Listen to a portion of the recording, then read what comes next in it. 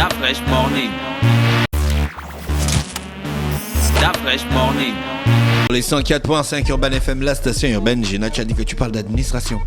Oui, je parle de procédures administratives, mais sans pour autant avoir la prétention de penser qu'on va apprendre à qui que ce soit son travail.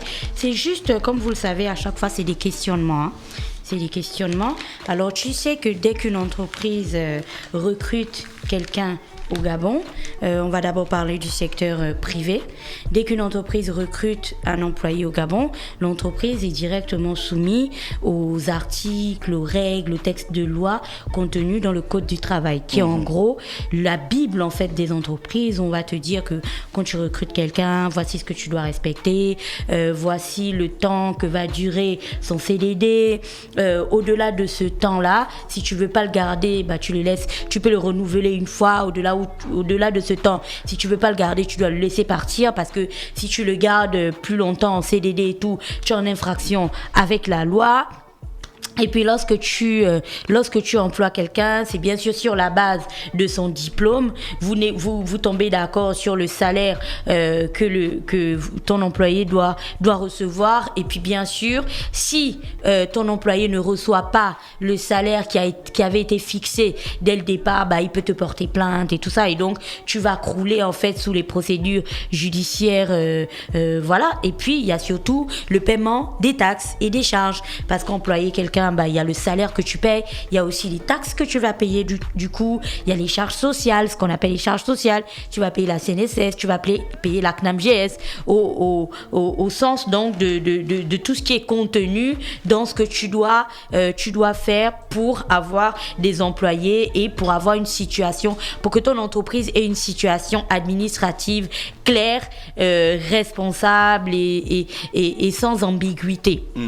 Ça, c'est pour le cas, bien sûr, des entreprises privées. Après, tu sais que dès qu'une entreprise privée ne respecte pas une quelconque mesure sur le territoire national, il existe une batterie, en fait, d'outils, une batterie de supports que les employés peuvent utiliser pour aller, bien sûr, se plaindre, parce que ce n'est pas non plus de l'esclavagisme, pour aller se plaindre. Et puis, la plupart du temps, bah, l'État va protéger les employés, l'État va les protéger. Donc, la plupart du temps, dès qu'une entreprise ne respecte pas toutes les mesures là, tu vas voir comment on va lui tomber dessus, les contrôleurs ou alors les inspecteurs de l'inspection du travail. Enfin bref, c'est vraiment quelque chose qui est assez bien huilé et qui est assez bien encadré, et voilà.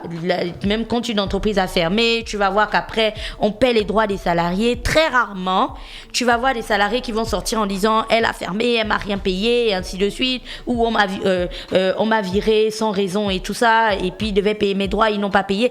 Très très rarement, parce que la plupart du temps les entreprises privées sont obligées de respecter toutes ces mesures là, parce que l'État, pour le cas des employés, tout ça, a vraiment le bâton, tu vois, dans les mains, et vient sanctionner les gens qui ne respectent pas les textes et les lois en vigueur en République gabonaise. Ça, c'est bien sûr pour l'entreprise privée.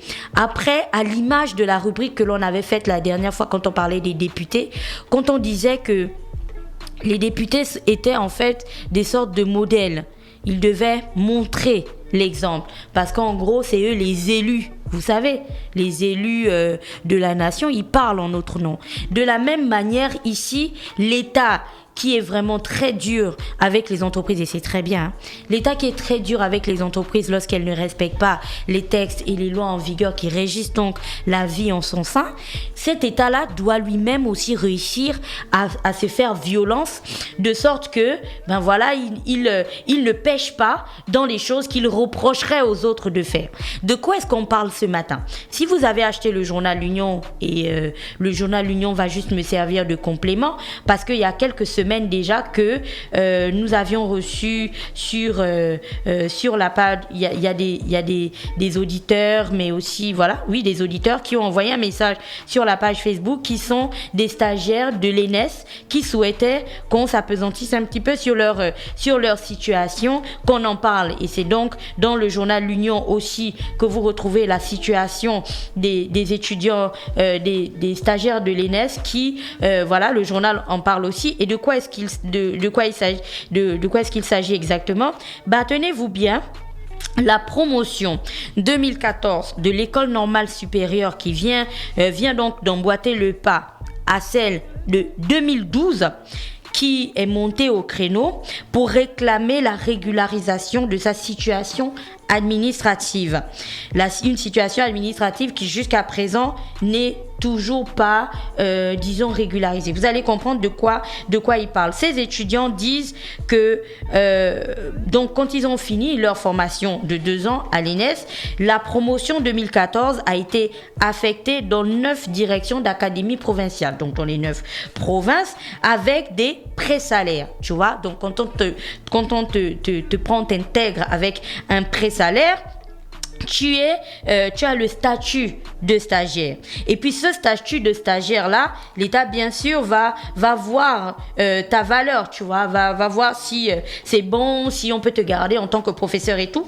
Et normalement, au terme de 1 an, donc suivant l'article 001/2005 du 4 février 2005 portant statut général de la fonction publique en son article 117, après bien sûr une période de 1 an, ces stagiaires-là doivent bien sûr doivent être intégrés suivant leur niveau et puis bien sûr passer de pré-salaire en salaire normal et tout ça et puis pouvoir jouir de leur travail. Sauf que si vous avez bien calculé, la promotion 2014 dont je viens de parler, si vous comptez sur les doigts de la main, ça fait 6 ans.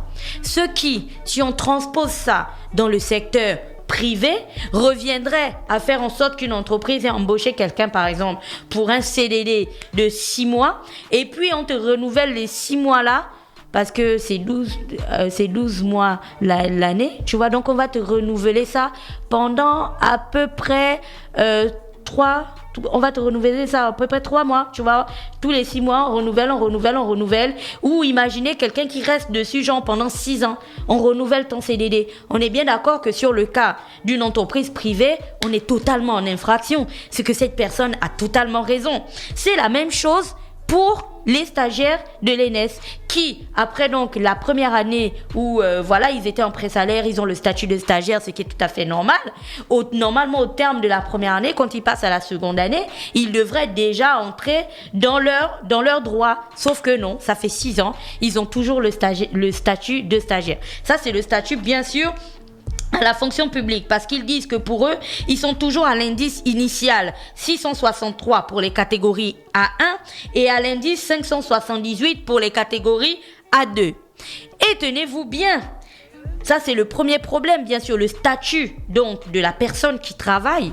Mais deuxièmement, vous avez le salaire, parce qu'on dit qu'ils disent qu'ils reçoivent toujours ce qu'on appelle des pré-salaires. C'est-à-dire que ce n'est pas ton salaire tel que tu devrais le percevoir par rapport à ton indice, donc dans la fonction publique, par rapport à ce que tu devrais percevoir. Donc, on revient encore à cette question de secteur privé. Ça reviendrait à faire en sorte que tu prennes quelqu'un en stage dans ton entreprise, par exemple, qui a un Master 2, tu vois, et que vous soyez tombés d'accord que, bon, écoute, gars, si tu me fais bien le travail et tout comme je le souhaite, à la fin du mois, je te paierai 600 000, par exemple. Mais comme tu es en stage, je dois d'abord voir, je te donne l'argent du taxi. Tu as 3 mois de stage, supposons. Je te donne l'argent du taxi, je te donne 100 000 chaque mois. Ça reviendrait donc à faire en sorte que ce gars travaille pour toi pendant 6 ans. Tu continues à lui donner 100 000. Pourtant, tu es satisfait du travail qu'il fournit pour toi. On est aussi d'accord que si c'était dans le secteur privé, à l'heure actuelle, l'entreprise en question, ça devait être chaud pour elle. Parce qu'elle devait être totalement en contradiction avec ce que les textes et les lois prévoient, ce que les textes et la loi prévoient en République gabonaise. Donc, voilà le problème, en fait, le cœur, le nœud de la discorde des stagiaires de l'ENES. Et la grande question que l'on avait envie de se poser le matin, parce que tous ces stagiaires, en fait, réclament, en gros, la régularisation de leur situation administrative. Et la grande question que l'on se posait, c'est que ces Gabonais sortent de ce qu'on appelle l'école normale supérieure, qui est une école donc de l'État. On est d'accord. De toute façon, quand on organise toujours le concours, on fait une grande communication et tout ça pour que tout le monde vienne, bien sûr, pour ceux qui souhaitent, aillent candidater et tout pour être des enseignants.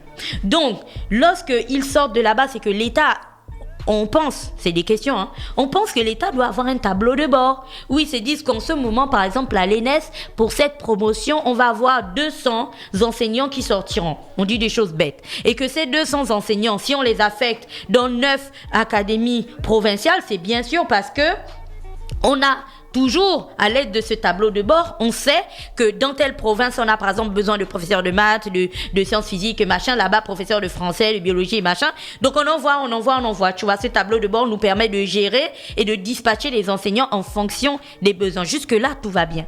Mais est-ce que ce tableau de bord ne permet pas de voir aussi et d'identifier la situation administrative de ces personnes-là? Parce qu'en gros, c'est l'État et l'État, Ce n'est pas quelqu'un qui est parti du privé et qui doit du coup faire plein de procédures pour rentrer dans l'administration. Non. C'est quelqu'un qui est dans une école de l'État, qui sort de l'école de l'État, qui entre dans le travail que l'État lui demande de faire et qui doit ensuite être rémunéré par l'État. Tout ça là, c'est l'État avec l'État. Donc, comment dans tout ça, on n'arrive pas en fait depuis 6 ans à régulariser la situation de ces enseignants? C'est la grande question que l'on se pose. Pourquoi depuis autant d'années, chaque année, on doit toujours avoir des grèves qui ressortiront ci et là, quelqu'un qui va te dire ma situation administrative n'a toujours pas été résolue? Est-ce qu'il y a un espace dans l'administration, ou je ne sais pas, tu sais, dans tous les ministères qui existent là, est-ce qu'il y a un espace ou un bureau, une direction qui s'occupe de la régularisation de ces personnes, de ces personnels-là? Si oui, qu'est-ce que cela intègre véritablement, cette régularisation? Est-ce que c'est du genre un papier que l'on saisit, tu vois, mais c'est tellement dur à saisir que, tu vois, ça prend des années parce que tu dois d'abord écrire une phrase chaque année jusqu'à constituer tout le papier. Du coup, on comprendrait que ça prenne 6 ans. Ou c'est vraiment parce que les personnes qui sont en charge de cette régularisation ont volontairement ou involontairement oublié de traiter le dossier de X ou Y personnes. Mais dans tout ça, on oublie que ces enseignants, parce que l'ENS, pour ceux qui auraient oublié, se trouve à Libreville. Parfois, tu vas retrouver des professeurs qui enseignent à Moulengi Binza, à Matamatsenge, à Mwanda, à Kulamoto, à Chibanga, et ainsi de suite. Ils ne sont pas originaires de ces zones-là. Et c'est très bien comme ça, tu vois, parce qu'ils ont signé pour servir le Gabon, peu importe l'endroit où la fonction les enverrait. Donc, il n'y a pas de souci. Mais quand une personne telle que celle-ci, donc comme telle que cet enseignant-là, est envoyé dans une province où il n'a pas d'attache, il n'a pas de parents, comme on le dirait au quartier, il n'a rien, mais que pendant 6 ans, il vit en pré-salaire. Comment, en étant chargé de la régularisation des situations administratives de ces personnels-là, on peut se poser et dormir tranquille? Alors ça, c'est toutes les questions que l'on avait ce matin. On aura certainement la possibilité de rencontrer le ministre de la fonction publique d'ici là et de discuter de ces questions. Qu'à cela ne tienne, voici la situation des enseignants stagiaires de l'ENS. Et vous comprenez que lorsque des personnes refusent, par exemple, des affectations ou refusent d'aller être professeurs et ainsi de suite, parfois, ils n'ont pas totalement tort parce que c'est véritablement la croix et la bannière sur plusieurs situations qui, en réalité, pourraient être réglées si et seulement si, dans un coin, quelque part dans Libreville, il y avait des gens qui se disaient que leur travail est important et il est capital qu'ils le fassent. Voilà, c'était tout pour vous. Merci Gina qui était avec nous ce matin sur les 104.5 Urban FM, la station urbaine dans le Da Fresh Morning, le réveil matinal le plus haut de la capitale sur la radio la plus haute de la capitale. On se retrouve juste derrière.